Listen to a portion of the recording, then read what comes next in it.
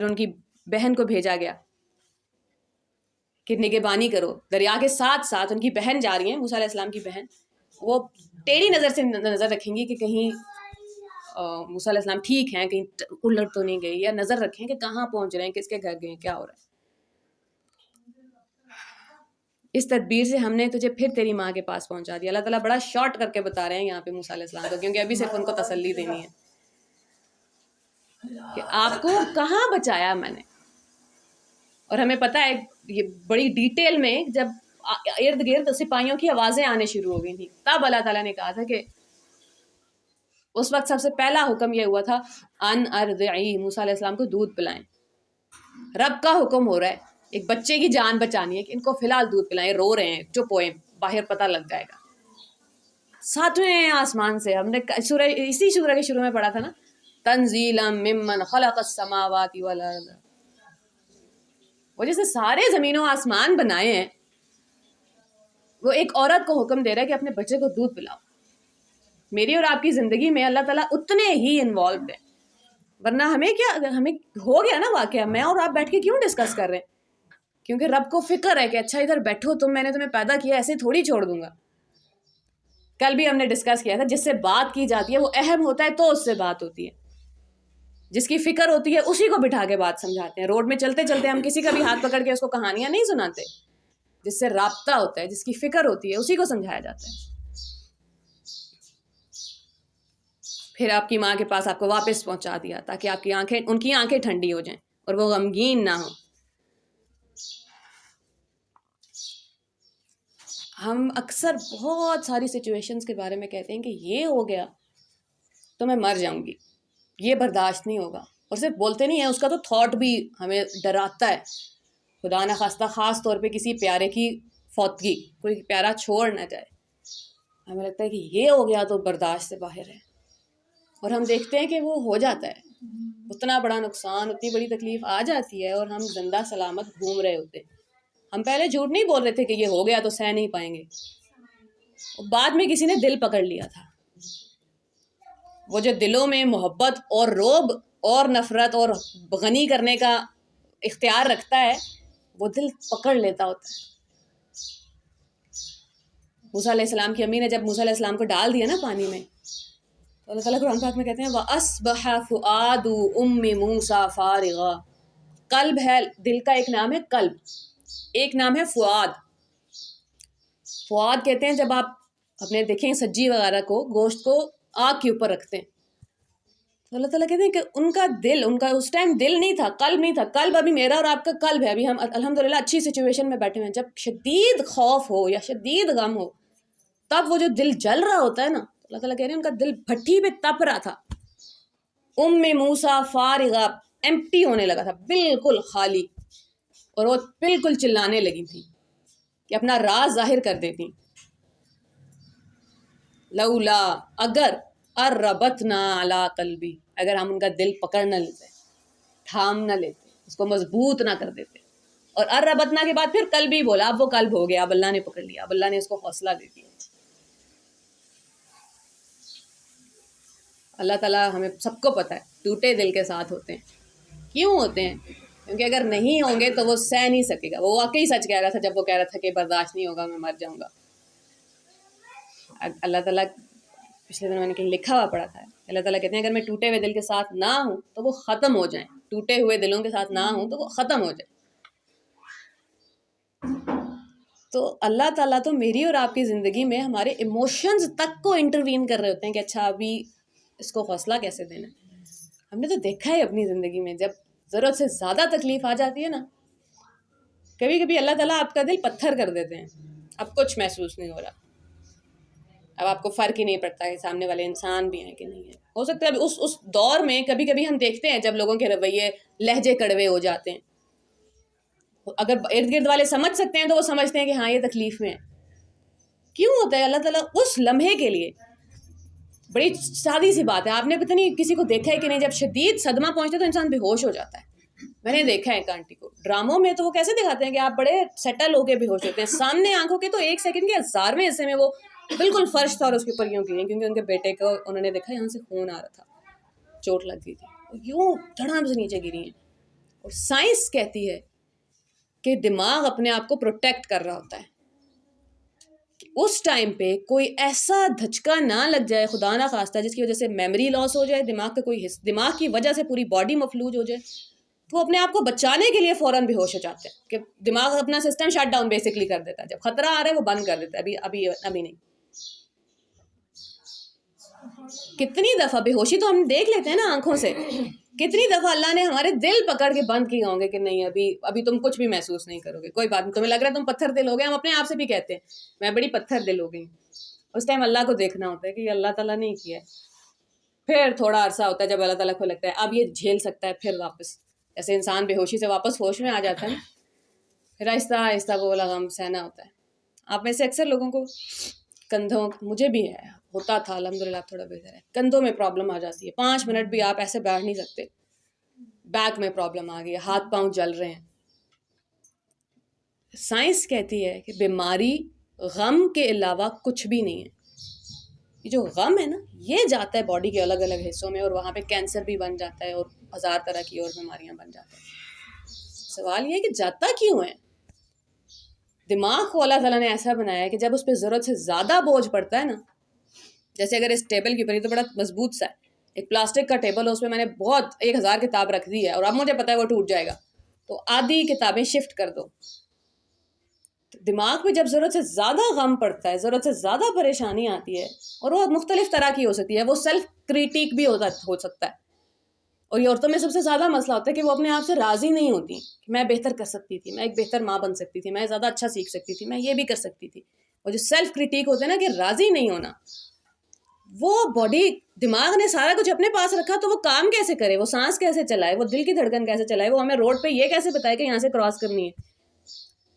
ایسے ایسے فنکشنز ہو رہے ہیں دماغ میں مجھے کیوں پتا ہے کہ میں نے یہیں سے باہر نکلنا ہے، اور میں دیوار کو جا کے ٹکر کیوں نہیں مارتے ہیں لوگ جن کا خدا نہ خواستہ ذہنی توازن خراب ہو جاتا ہے۔ ہمارے گاؤں میں ایک بچہ تھا جس کو بس دماغ کا یہ کیلکولیشن خراب ہو گئی تھی، اس کو سمجھ نہیں آتی تھی کتنے قدم کے بعد کون سا ٹرن لینا ہے، کہاں دروازہ ہے کہاں دیوار ہے۔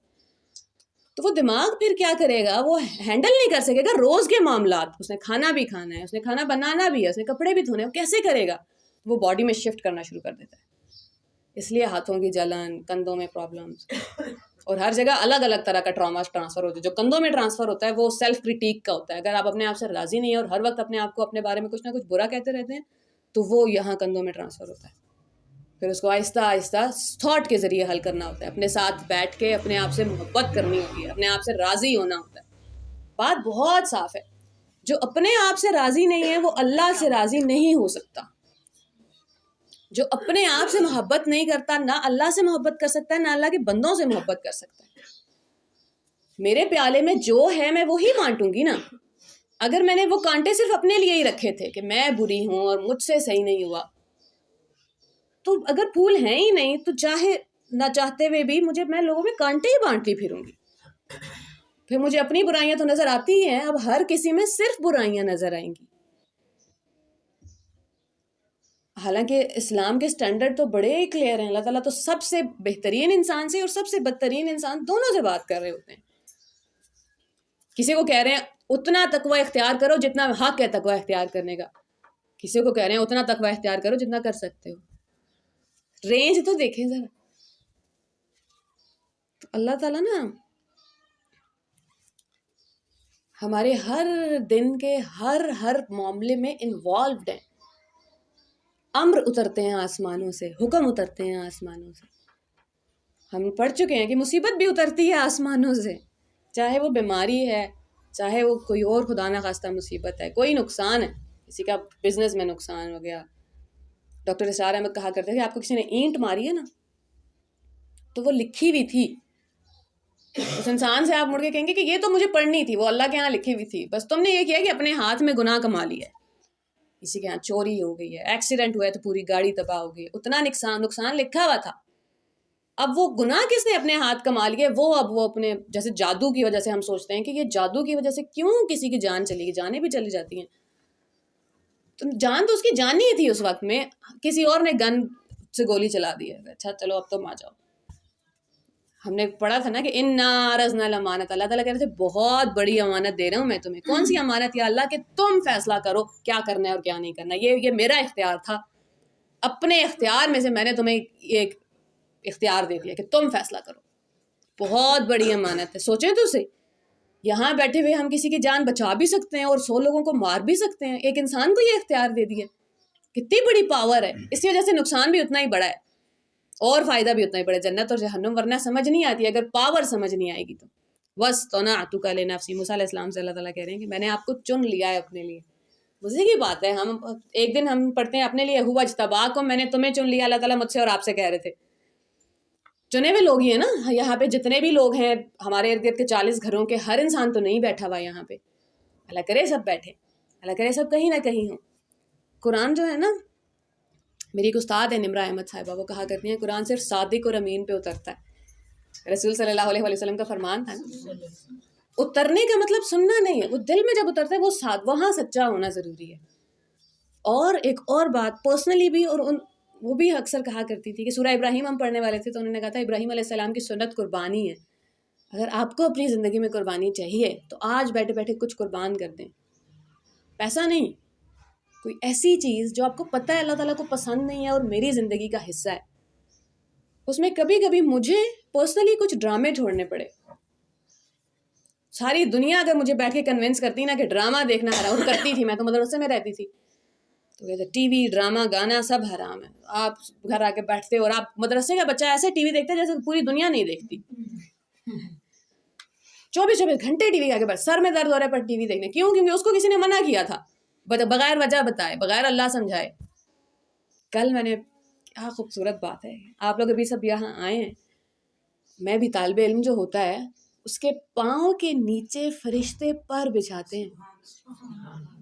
آپ سب کے پاؤں کے نیچے آج فرشتوں نے پر بچھائے ہیں جب آپ اپنے گھر سے یہاں آ رہے تھے. ہمیں یہ تو پتہ ہے کہ آسمان تک فرشتے گھیرے ہوئے ہوتے ہیں اس مجلس کو. میں نے آپ سے بھی کہا تھا کہ جنت ماں کے پاؤں کے نیچے ہے, جنت ماں کے پاس ہے بھی کہا جا سکتا تھا, ہاتھ میں بھی کہا جا, پاؤں کے نیچے. اللہ تعالیٰ کہہ رہے ہیں جنت کچھ نہیں ہے ماں کے آگے. اور فرشتے اللہ کو بڑے پیارے ہیں. اللہ تعالیٰ فرشتوں کی ایمانداری کی قسم کھاتے ہیں جبرائیل علیہ السلام کی, اور وہ انسان کے پاؤں کے نیچے پر بچھا رہے ہیں. قیامت کے دن طالب علم کی پین کی انک اور شہید کا خون ایک ہی وزن کے ہوں گے. میں اور آپ یہ تو کر سکتے ہیں نا کیا, اور روز کی صرف 15 منٹ کچھ اللہ تعالیٰ کو صرف ایک خط لکھ دیا. آج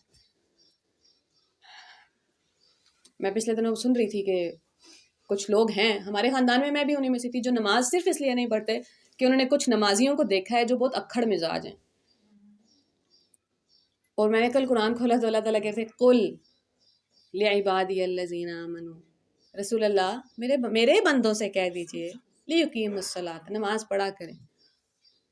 میں سوچ رہی تھی کہ ہم اس انسان کو جا کے 1000 آرگیومنٹس دیتے کہ نہیں یہ لوگ ایسے نہیں ہوتے, یہ ہو گیا وہ ہو گیا. اللہ تعالیٰ نے ساری محبت جمع کر دے کے کیا کہہ دیا, میرے بندے ہو نا, چھوڑو دنیا کیا کرتی ہے. تم تو پہلے نمازی کو دیکھو, پہلا نمازی کون ہے؟ کل انہی کے منہ سے بلوایا ہے.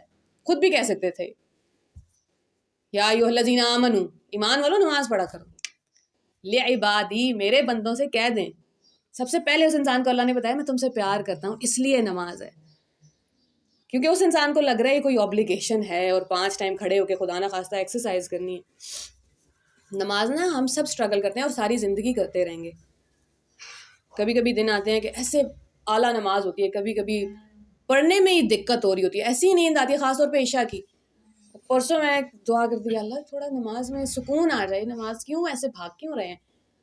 اور پھر اللہ تعالیٰ نے دماغ میں ڈال دیا کہ نماز نا یوگا میں کرتی ہوں تو مجھے پتہ ہے کہ وہاں پہ بھی پوسچرز آلموسٹ سیم ہیں, تو نماز کیوں خاص ہے, یوگا سے ڈفرینٹ کیوں ہے. یہاں ہم کچھ بول رہے ہیں تو وہ جو بول رہی ہو اس پہ دھیان تو دو. مجھے پتہ ہے ہر لفظ کا مطلب کیا, اس کے باوجود آپ کا دھیان نہیں جاتا. پھر اللہ تعالیٰ کہہ رہے تھے ایک لفظ محبت سے تو ادا کرو, یاد تو کرو سامنے کون کھڑا ہے. رسول اللہ صلی اللہ علیہ وسلم کا ارشاد ہمیں سمجھ ہی نہیں آیا جب وہ کہہ رہے تھے نماز پڑھو تو یہ سوچو کہ اپنے رب کو دیکھ رہے ہو. کیا کسی کو پتہ ہو میں اللہ تعالیٰ کو دیکھ رہا ہوں؟ ابھی یہاں کوئی وزیر اعظم آ جائے تو ہم یوں رہ جائیں گے. پوری دنیا کا بادشاہ سامنے کھڑا ہو تو وہ جب پتہ ہو. رسول صلی اللہ علیہ وسلم نے اکثر نماز شروع کرنے سے پہلے 2 سیکنڈ یا 2 منٹ لیتے تھے وہاں کھڑے ہو گئے, وہ اپنے آپ کو دوبارہ یاد کراتے تھے کہ کس کے سامنے کھڑے ہونے لگا. ہمیں کیونکہ نماز روٹین کا ایسا بن گیا، وضو کر کے سیدھا نماز پہ کھڑے ہو جاتے ہیں، وہ ٹائم نہیں ملتا سوچنے کا کہ کس کے آگے کھڑے ہونے لگے.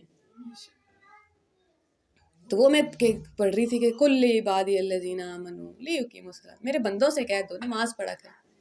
تو اللہ تعالیٰ رسول اللہ صلی اللہ علیہ وسلم کے منہ سے کیوں کہلوا رہے ہیں کہ تمہیں رسول اللہ یاد تو آئے نماز یاد کرتے ہوئے، نماز پہنچی کیسے؟ معراج پہ اللہ نے بلایا کیوں تھا؟ اس سے پچھلے سال پہلے 3 سال کا شیب ابی طالب ہوئے، بزنس ختم ہے، لوگوں سے تعلق ٹوٹ گئے ہیں، شادیاں نہیں کر سکتے، بچے بھوکے مر رہے ہیں، گھاس ابال کے کھانی پڑ رہی ہے، پتھر باندھے میں پیٹ کے اوپر، تکلیف اتنی کاٹی. حضرت خدیجہ اس میں اسلام حضرت ابو طالب بھی بیمار ہو گئے، اور اسی سے اگلے سال دونوں کی ڈیتھ ہوگی ایک کر کے، اور اس کو رسول اللہ نے عام الحزن قرار دیا، درد کا سال. اور ہم نے کیا پکڑا ہوا ہے کہ 3 دن سے زیادہ سوگ نہیں منا سکتے. درد کا سال، 3 دن نہیں، درد کے 3 دن، درد بھی نہیں، حزن غم کو کہتے ہیں، غم کا سال. اور اس کے بعد اللہ تعالیٰ نے معراج پہ بلایا کہ ابھی آپ تکلیف میں، ابھی ملاقات ضروری ہے، ابھی دنیا چھوٹ گئی ہے، اب کوئی ہو جو آپ کا دل پکڑ لے، جو دل کو حوصلہ دے دے، اس لیے نماز اتری ہے. تو اس انسان کو، وہ جو ساری دنیا کو یہ آرگیومنٹ دیتا ہے، یا ہم جب اپنے بچوں کو نماز سکھا رہے ہوتے ہیں تو ان کو یہ بتانا ہوتا ہے کہ نماز تو رسول اللہ سارا دن لوگوں سے بات کرتے تھے نا، تو وہ ان کا دل توڑتے تھے، عزت پہ حملے کرتے تھے، جھوٹا بولتے تھے، خدا نہ خواستہ جادوگر ہیں، مجنون ہیں، پاگل ہیں، خدا نہ خواستہ کیا کیا نہیں بولا. پہلے مجھے بھی لگتا تھا کہ میں جس دن امیر ہو جاؤں گی نا، تب میری بات میں دم آئے گا، مجھے بھی گاڑیاں تو چاہیے. ساری دنیا سے سوچ رہی ہے تو آپ کا بھی سوچنا ہے. رسول اللہ کو بھی وہی تانے مل رہے ہیں کہ اچھا آپ کا رب بڑا امیر ہے، آپ کے پاس باغ کیوں نہیں ہے؟ آپ ہوتے نا امیر، آپ ہوتے سردار تو آپ کی بات سن لیتے، ابھی نہیں آ پائیں گے ادھر. ان کو ان کی غریبی کا تانا دیا جا رہا ہے، ان سے کہا جا رہا ہے معجزہ تو دکھائیں. اللہ تعالیٰ نے کہا اب معجزہ نہیں آئے گا. تو لوگ سارا دن توڑ رہے ہیں اور اللہ تعالیٰ کہہ رہے ہیں آپ ساری رات نماز میں کھڑے رہیں. کیوں؟ کیونکہ وہ جو توڑ پھوڑ ہوئی ہے نا اندر، وہ نماز جوڑ دے گی. وہ جو رب ہے وہ نماز میں کھڑا ہی اس لیے کرتا ہے کہ اب اندر مرہم لگا دے. نماز محبت کا احساس ہے کہ آ جاؤ پیار کرتا ہوں تم سے. موسیٰ علیہ السلام کو سب سے پہلا حکم یہ ہوا تھا، فرعون کے پاس جانا ہے یا نہیں جانا وہ بات کے حکم ہے. اقیم الصلاۃ لذکری، بہت بڑا ٹاسک دے رہا ہوں آپ کو. دنیا سے آپ ڈر جائیں گے اگر آپ کو میں یاد نہیں رہوں گا. پچھلے دنوں کوئی پوچھ رہا تھا، ساحل ندیم صاحب ہیں، وہ پوری عوام سے پوچھ رہے تھے کہ حضرت حسین پہ حملہ کرنے والے بھی تو مسلمان ہی تھے، تو ایسی کیا چیز تھی جو ان سے، وہ کون سی طاقت ہے جو تیر کمان میں ڈلواتی ہے اور چلوا دیتی ہے؟ رسول کے نوازے پہ، جس پہ ابھی نماز میں درود پڑھ کے آئے، نمازیں وہ بھی پڑھتے تھے، پوری نمازیں، جنگ میں کھڑے ہوئے ہیں، رسول اللہ صلی اللہ علیہ وسلم کے گھر والوں پہ تیر چلا رہے ہیں اور نماز پڑھ رہے ہیں. وہی اسی اشہد ان لا الہ الا اللہ واشہد ان محمد عبدہ ورسولہ کہہ کے آتے ہیں اور یہاں تیر چلا دیتے ہیں. وہ کون سی طاقت ہے جو ان سے تیر چلوا رہی ہے؟ سوچیں، ان کو کوئی پیسے ملنے تھے؟ کیا تھا؟ ان کی کوئی ذاتی دشمنی تھی؟ بالکل بھی نہیں. کوئی رسول حضرت حسین نے کوئی غلط کام کر دیا تھا؟ آدھوں کو تو پتہ بھی نہیں ہوگا ہم یہاں کھڑے ہوئے کیوں ہیں. پھر تیر کیوں چل رہے تھے؟ سوچیں کون سی طاقت تھی جو ان سے تلوار چلوا رہی تھی؟ ڈر. آج اگر فلسطین کے احتجاج میں پولیس والے عام عوام کو اریسٹ نہ کریں تو ان کی نوکری جائے گی. خوف. آرمی اگر سویلینز کو سیدھی گولیاں نہ مارے، جو ہمارے ہیں آرمی نے، گواہیں ہمارے گھر کے لوگ گواہیں، نہ ماریں تو جو نیچے والے کو کیا فرق پڑے کہ کس کے خلاف کون کیا بول رہا ہے؟ وہ کیوں چلا رہے ہیں گولیاں؟ وہ کیوں چلاتے ہیں ڈنڈے؟ ان کو صرف خوف ہے. کس بات کا خوف ہے؟ اس وقت کے لوگوں سے جان جانے. تو اللہ کے علاوہ کسی کا خوف اتنا بدتر ہے کہ وہ حسین پہ تیر چلوا دے گا.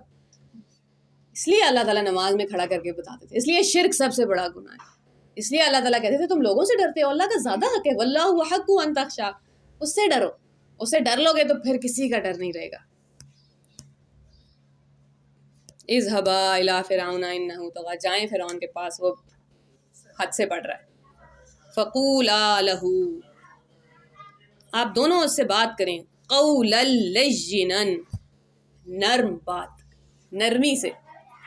فرعون کے لیے دل میں نفرت نہیں لے کے جانی، فرعون کے لیے دل میں یہ نہیں لے کے جانا اس نے تو سننا ہی نہیں ہے، چلو سب سے پہلے اس کو دعوت دینی ہے کہ تم بھی آ جاؤ، اللہ کی بات مان لو، ساری بات ٹھیک ہو گئی ہے۔ اللہ تعالیٰ نے تو فرعون کے لیے دعوت کے دروازے بند نہیں کرے، مجھے اور آپ کو دیکھنا پڑے گا ہم نے اپنے اپنے خاندان میں کس کس انسان پہ ہدایت کے دروازے بند کر دیے، یہ نہیں آ رہا آپ اللہ کی طرف کر دیے ہیں، ہم سب کو پتہ ہے کس کس کے بارے میں ہم نے یہ رائے قائم کر لی ہے کہ اس کا کوئی واسطہ نہیں ہے اسلام سے۔ کیوں بھائی، فرعون کا واسطہ ہے تو پھر اس انسان کا بھی ہے۔ لعلہ یتذکر او یخشی، ہو سکتا ہے وہ یاد دہانی لے لے، ہو سکتا ہے وہ کوشش کر لے یاد کرنے کی، کیا یاد کرنے کی کہ آخر کو وہ ایک انسان ہی ہے۔ فرعون نا، ہم سوچنے کی بات ہے، ایسا کوئی طاقتور نہیں تھا، کوئی نوجوان انسان نہیں تھا جس کو اپنے آپ پہ بڑا غرور ہو۔ اللہ تعالیٰ نوٹ بھی کہتے ہیں کہ اس کو لکڑی سے لٹرلی سہارے سے لین کر کے بیٹھا ہوا ہے، اور دعویٰ رب ہونے کا۔ فرعون لوگوں سے سجدے تو نہیں کرا رہا تھا اپنے آپ کو۔ مجھے اور آپ کو جب لگتا ہے نا کہ ہم شرک تو نہیں کر رہے زندگی میں، تو ہمیں لگتا ہے سجدہ نہیں کر رہے تو شرک نہیں کر رہے۔ فرعون سجدے نہیں کروا رہا تھا لوگوں سے، اس نے رب ہونے کا دعویٰ کیا تھا۔ پالتا کون ہے اور حکم کس کا مانو گے؟ حکم میرا مانو گے، بس یہ تھی اس کی حکومت، یہ تھی اس کی ربوبیت۔ اگر میں نے اور آپ میں دنیا میں زندگی میں اللہ کے علاوہ کسی کا حکم مان لیا، اس کا مطلب ہے کسی اور کو رب مان لیا۔ ان الدین عند اللہ الاسلام، دین، سسٹم، حکم اللہ کے نزدیک صرف اسلام ہے۔ قال ربنا، دونوں نے کہا ہے ہمارے رب، اننا نخاف، ہمیں خوف آتا ہے، ان یفرط علینا او ان یطغی، وہ زیادتی کرے گا یا سرکش ہو جائے گا، جان سے مار دے گا زیادہ سے زیادہ، ورنہ کوئی پروپیگنڈا کرے گا۔